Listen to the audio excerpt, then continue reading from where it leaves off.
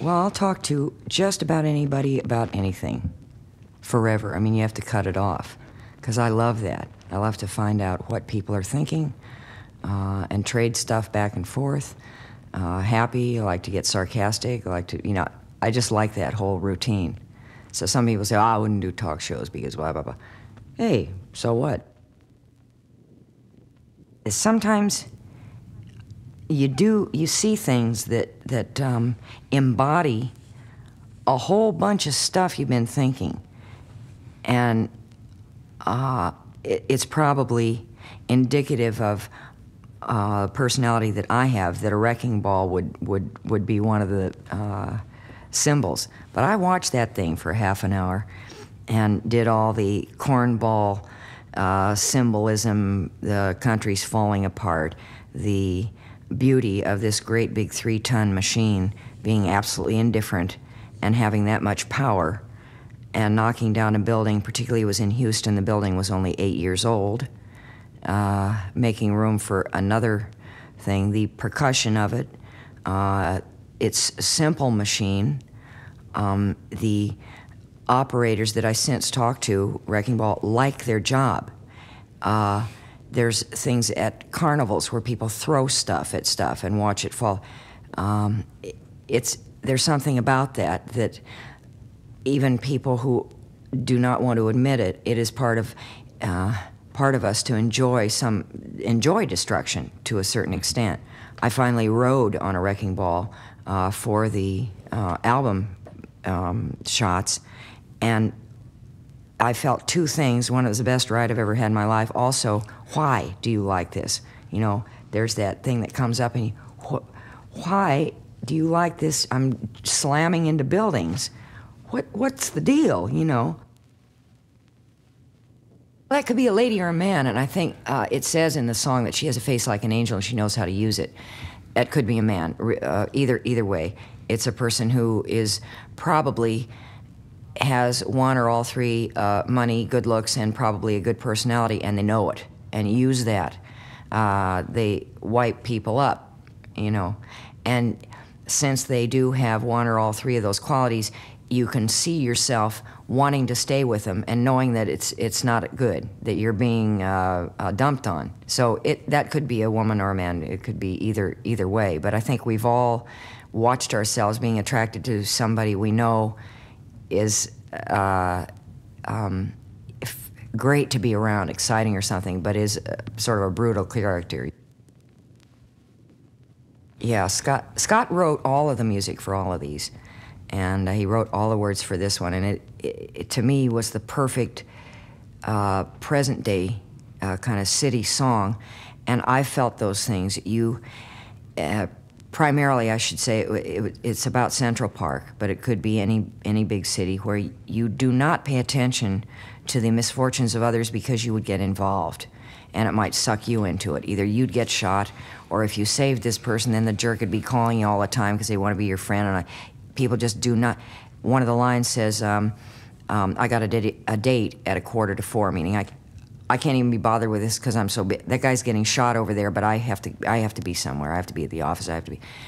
And I know that's within me. When I get into a big city, I have seen people fighting and watched the fight and walked right on by it. I've done that. I don't go break them up. I don't go say, now wait a minute. I've also gone by, there was a guy who was lying flat on his back, face up, arms out, by SIR when we were practicing for this record. And I wanted to go over and find out if he's dead or if he needed help. And the people with me were pulling me, as if you don't do that, because he might, or it might, or something might. And it's unfortunate, but it's something that does happen. And it's in me, too, to ignore that. And I don't like that about myself. But that's, and the intensity of that song goes like that, too. I mean, it just hammers at you, the big city sort of thing. I love that song. It's one of my favorites. Well, that comes in that place on the album because of what it says. In other words, you're starting off with a wrecking ball, which is the description of the chaos that we currently exist in. And mistreater, which is a rough relationship. You're following around somebody who's banging you on the head. and Shot in the Dark. And after all of this person in Round and Round says, I don't know whether I'm going up or down. I don't know what's going on. This is nuts. So it is a summation of the preceding 3 songs. That's a whole other. I first heard that song, and I got really corny with it. I didn't write it, Scott did. And I thought, oh, it sounds like he's writing about Jim Morrison. Oh, that's beautiful. That's just exactly like he says, I am a rider of the storm. I thought, oh, he's writing a song about Morrison. And I called Scott. He said, well, no, actually, I didn't even think of Jim Morrison. So what he was actually writing it about was the incredible difference that happens within about 15 minutes of being in a very small hotel room, playing a guitar, maybe having half a hamburger. 15 minutes later, you're on a stage in front of 10,000 people with the lights on you, perform. And that kind of mass communication and the energy level zooms up to 200% of what it was when you're just sitting around having a hamburger in a hotel room. I loved it because I've never done anything that was close to R&B, because Airplane Starship is rock and roll, certainly, but it's not, we never did really an R&B number. And oddly enough, we had played the song in the studio about 6 times, and I was singing with the band behind, plates of plastic and stuff so that it wouldn't interfere with each other. But I had sung it the way we had practiced it, and on that take, that kind of thing just happened. And that's what I love about it. Sometimes everything will just gel, thing all just comes together. And it became an R&B kind of song, just on that one take, and that was it. And both the band and the vocal were done on the same take. Sea of Love and Just a Little Love are both saying the same thing, really, only opposite ways. Just a Little Love, he's saying he is away or she is away a lot. And I get to see you in the spring, whatever it is, and it only takes a little love. Don't worry about it. Don't think this thing is going to fall apart just because we are separated with chunks of time. It only takes a little bit. Sea of Love says, don't drown me in it. There's some people that you are with who love you to death. They're always kind of following you around, making sure, oh, do you want your so-and-so? Leave me alone, Yeah, the lyric to that was, in my purse I take a note, paper, and pen. I'm always writing down stupid stuff, and a book. Because, now I don't know if I would have done that 40 years ago, but I do it now because there are always lines everywhere. There are lines for everything. They don't particularly perturb me. It's like, I know what I look like. I know I have a mole here. I know my knees are this way. I know I have black hair. I know what I look like.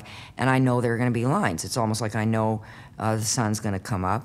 Maybe it won't, but I mean, we're pretty sure of that. And I know there are going to be lines. So I take around books, because I know I'm always going to have to wait for something. But I watch other people go berserk in honking at each other and stuff like, what does that do? It doesn't do anything. There's still going to be a line.